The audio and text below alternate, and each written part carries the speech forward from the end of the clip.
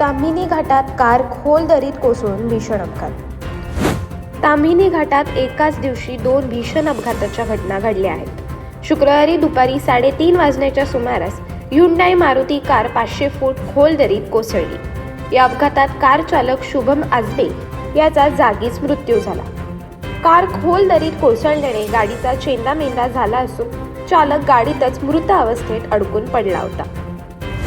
या अपघातानंतर वाहन आणि मृतदेह बाहेर काढण्यासाठी रेस्क्यू टीमला बोलावण्यात आले. दरीतील अतिशय खडतर भूभागामुळे बचाव कार्याला मोठ्या अडचणींचा सामना करावा लागला. धक्कादायक बाब म्हणजे याच कोंढरे गावाच्या हद्दीत शुक्रवारी सकाळी 11:30 वाजण्याच्या सुमारास पुण्याहून कोकणात येणाऱ्या पर्यटकांच्या खासगी ट्रॅव्हल्स बस वाहनाचा अपघात झाला होता. यात 20 प्रवासी गंभीर जखमी झाले होते. एकाच दिवशी अवघ्या 3 तासांनंतर दुसरा प्राणघातक अपघात घडल्याने संपूर्ण परिसर हादरून गेला आहे. सतत होणाऱ्या अपघाताच्या घटनांमुळे ताम्हिणी घाट अपघातांचा घाट बनत आहे, अशी संतापजनक प्रतिक्रिया प्रवाशांकडून व्यक्त होत आहे.